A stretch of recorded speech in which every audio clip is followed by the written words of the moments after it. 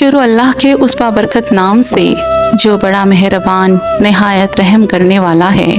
رسول اللہ صلی اللہ تعالیٰ علیہ وسلم کی سیرت کے مطالعہ سے آپ یہ محسوس کریں گے کہ نبی اکرم صلی اللہ تعالیٰ علیہ وسلم کی پیدائش اگر کسی طبقہ انسانیت کے لیے سب سے زیادہ مفید رہی ہے تو وہ طبقہ خواتین کا ہے۔ آپ صلی اللہ تعالیٰ علیہ وسلم نے خواتین کے جو حقوق اجاگر کیے ہیں وہ اس سے پہلے کسی بھی قوم میں موجود نہیں تھے۔ ایسا محسوس ہوتا ہے کہ آپ صلی اللہ تعالیٰ علیہ وسلم عورت کو عزت اور آزادی دلانے کے لیے ہی پیدا کیے گئے تھے۔ عورت کو دورہ جہالیت میں عام انسانی حقوق بھی حاصل نہیں تھے۔ ایسا صرف عرب میں ہی نہیں بلکہ پوری دنیا میں تھا۔ وہ صرف خادمہ تھیں، اسے رائے دینے کا کوئی حق نہ تھا، اس کو تعلیم حاصل کرنے کے لیے آزادی نہ تھی، کاروبار کرنے اور قیادت کرنے کے بارے میں تو وہ سوچ بھی نہیں سکتی تھی۔ اللہ کے رسول صلی اللہ تعالیٰ علیہ وسلم نے اللہ تعالیٰ کی ہدایت کی روشنی میں ان کو وہ حقوق عطا فرمائے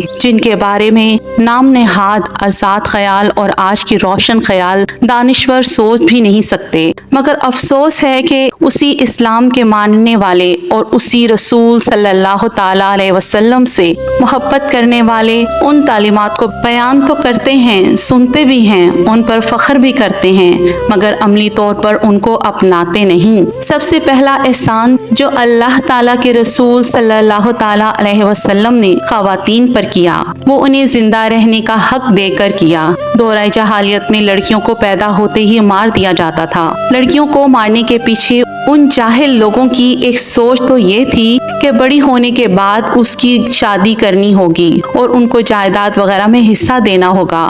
دوسری سوچ یہ تھی کہ لڑکیاں بڑی ہو کر معاشی بھاگ دوڑ میں باپ بھائی کا سہارا نہیں بن سکتی۔ تیسری سوچ یہ تھی کہ وہ میدان جنگ میں مردوں کی طرح مقابلہ کرنا تو دور کی بات، الٹا مردوں کو ان کی حفاظت کرنا پڑتی تھی۔ آپ صلی اللہ تعالیٰ علیہ وسلم کی دنیا میں تشریف آوری نے انہیں جینے کا حق دیا۔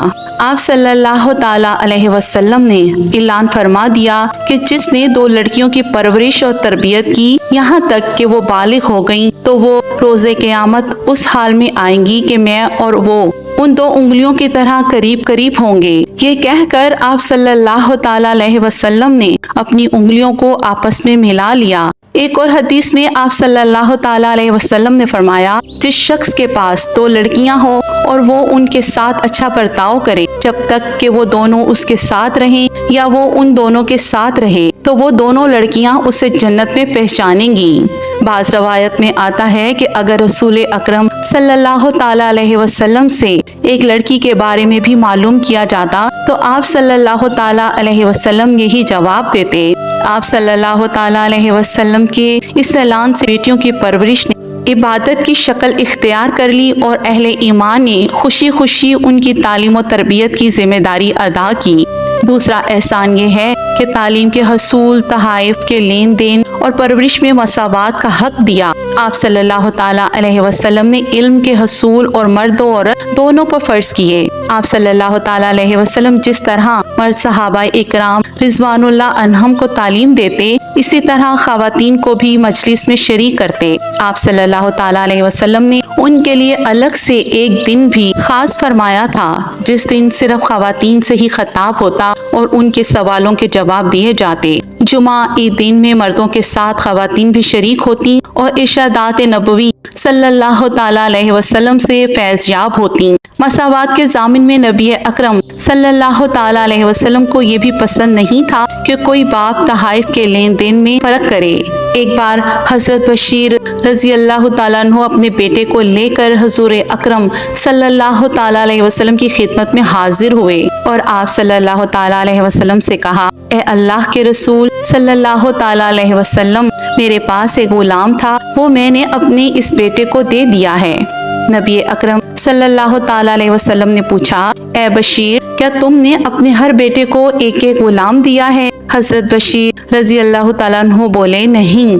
پیارے نبی صلی اللہ تعالیٰ علیہ وسلم نے فرمایا، اس غلام کو تم واپس لے لو، اللہ سے ڈرو اور اپنی اولاد کے درمیان مساوات اور برابری اختیار کرو۔ ایک بار نبی کریم صلی اللہ علیہ وآلہ وسلم مسجد نبوی صلی اللہ تعالیٰ علیہ وسلم میں تشریف رکھتے تھے کہ ایک شخص آ کر آپ صلی اللہ علیہ وآلہ وسلم کے پاس بیٹھ گیا۔ تھوڑی دیر بعد اس کا ایک صاحبزادہ اور ایک صاحبزادی آئی۔ اس شخص نے صاحبزادے کو اپنی گود میں بٹھا لیا اور صاحبزادی کو نیچے زمین پر۔ آپ صلی اللہ تعالی علیہ وسلم نے یہ دیکھ کر اس آدمی کو مخاطب کر کے فرمایا، جب تمہاری یہ بچی تمہاری بے انصافی لے کر کل قیامت کے دن تمہارے سامنے آئے گی تو تم اللہ تعالیٰ کو کیا جواب دو گے؟ آپ صلی اللہ تعالیٰ علیہ وسلم نے خواتین کو ماں کی حیثیت میں وہ عظمت و بلندی عطا فرمائی کہ آسمان کی رفعتیں بھی کم پڑ گئیں۔ جنت کو ان کے قدموں میں لا کر رکھ دیا۔ باپ کے مقابلے میں ماں کی آواز پر پہلے لبیک کہنے کی ہدایت فرمائی، حالت ضعیف میں اف تک کہنے کی ممانعت فرمائی۔ جب ایک صحابی رضی اللہ تعالیٰ عنہ نے دریافت فرمایا کہ میرے سب سے اچھے سلوک کا مستحق کون ہے تو جواب میں آپ نے فرمایا تیری ماں۔ یہ سوال صحابی نے 4 مرتبہ کیا۔ آپ صلی اللہ تعالیٰ علیہ وسلم نے اول 3 بار جواب میں تیری ماں کہا اور چوتھی بار دریافت کرنے پر فرمایا تیرا باپ۔ رسول اللہ صلی اللہ تعالیٰ علیہ وسلم کا یہ احسان ہے کہ آپ صلی اللہ تعالیٰ علیہ وسلم نے عورت کو غلامی سے آزاد کرایا۔ باندیوں کو آزاد کرنے پر اجر و ثواب اور جنت کی نعمتوں کی بشارتوں کا اعلان کیا۔ آپ صلی اللہ تعالیٰ علیہ وسلم نے تاکید فرمائی کہ انہیں وہی کھلاؤ وہی پہناؤ جو تم کھاتے اور پہنتے ہو۔ ان سے نکاح کی ترغیب دے کر باعزت زندگی عطا فرمائی، بلکہ اللہ تعالیٰ نے مشرک رئیسہ کے مقابلے مسلمان باندی کے ساتھ نکاح کا حکم دے کر باندیوں کو ملکہ بنا دیا۔ وراثت میں حقدار بنا کر خواتین پر احسان عظیم کیا گیا۔ بیٹی کا والدین کی جائیداد میں حصہ، بیوی کی حیثیت میں شوہر کی ترکہ میں حصہ اور اولاد کی کمائی میں ماں کا حصہ مقرر کیا گیا۔ میت کے ترکے کا وارث بنا کر عورت کو معاشی سطح پر طاقتور بنایا گیا۔ نکاح میں مہر کو لازم کر کے عورت کو مال کا مالک بنایا گیا۔ انہیں عبادت گاہوں میں جانے کی اجازت دی گئی۔ ہر نیک عمل میں انہیں مردوں کے برابر اجر و ثواب کی خوشخبری سنائی گئی۔ غرض اس دور میں جبکہ اسے نہ جینے کا اختیار تھا نہ مال رکھنے کا، بلکہ وہ خود ایک ترکہ تھی جو شوہر کے مرنے کے بعد تقسیم ہو جاتی تھی اور بعض مذہب میں تو اپنے بڑے بیٹے کے حرم کی زینت بن جاتی تھی۔ جس دور میں ڈھول، گمار، شودر اور ناری کو اذیت کا مستحق قرار دیا جا رہا تھا، اسی دور میں نبی اکرم صلی اللہ تعالیٰ علیہ وسلم کی یہ انقلابی تعلیمات کسی معجزے سے کم نہیں تھیں۔ انہی تعلیمات کا نتیجہ تھا کہ دور رسالت میں خواتین نے مردوں کے شانہ بشانہ کام کیا۔ حضرت عائشہ رضی اللہ تعالیٰ عنہا وہ خاتون ہیں جنہوں نے اکیلے زندگی کے ہر میدان میں نمایاں کردار ادا کیا۔ انہوں نے علم حدیث میں خواتین میں سب سے زیادہ احادیث روایت کی، وراثت کا علم سیکھا۔ مرد بھی ان سے علم سیکھتے تھے۔ وہ علم طب کی بھی ماہر تھیں، وہ شاعرہ بھی تھیں۔ حضرت زینب رضی اللہ تعالیٰ عنہا چمڑے کی دستکار تھیں۔ ام مبشر انصاریہ رضی اللہ تعالیٰ عنہا زراعت کی ماہر تھیں۔ ام عطیہ رضی اللہ تعالیٰ عنہا طبیب اور جراح تھی، یعنی آج کل کی زبان میں سرجن تھی۔ حضرت خدیجہ الکبریٰ رضی اللہ تعالیٰ عنہا بڑی تاجر تھیں۔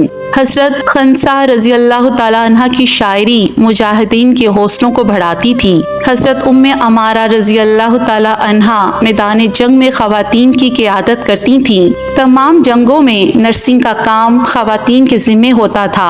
وہی زخمیوں کو پانی پلانے کا کام کرتی تھیں۔ وہ تیر انداز بھی تھیں اور تلوار بھی چلاتی تھیں۔ وہ خیمے بناتی، تیر بناتی اور تلواریں تیز کرتی تھیں۔ حضرت اسماء بنت مخزامہ رضی اللہ تعالیٰ عنہا عطر کا کاروبار کرتی تھی۔ حضرت خولہ رضی اللہ تعالیٰ عنہا خود کماتی اور اپنے شوہر پر خرچ کرتی تھیں۔ حضرت شفا رضی اللہ تعالیٰ عنہا عہد رسالت صلی اللہ تعالیٰ علیہ وسلم میں مدینہ مارکیٹ کی نگران مقرر کی گئی تھیں۔ احسانات مصطفیٰ صلی اللہ تعالیٰ علیہ وسلم کی لاتعداد پہلو ہیں اور ہر پہلو میں رحمت مصطفیٰ صلی اللہ تعالیٰ علیہ وسلم کے بے حد حسین نظارے ہیں۔ ہمیں بھی چاہیے کہ آقا کریم صلی اللہ تعالیٰ علیہ وسلم کی کرم نوازیوں اور احسانات کو یاد رکھیں اور ہر حال میں اطاعت مصطفیٰ صلی اللہ تعالیٰ علیہ وسلم کو اپنا شعار بنائیں۔ میری اللہ سبحانہ و تعالیٰ سے دعا ہے کہ اللہ تعالیٰ مجھے اور آپ کو ہر وقت، ہر لمحہ، ہر سانس کے ساتھ نبی کریم صلی اللہ تعالیٰ علیہ وسلم اور ان کی آل پر لاکھوں کروڑوں درود و سلام پیش کرنے کی توفیق عطا فرمائے۔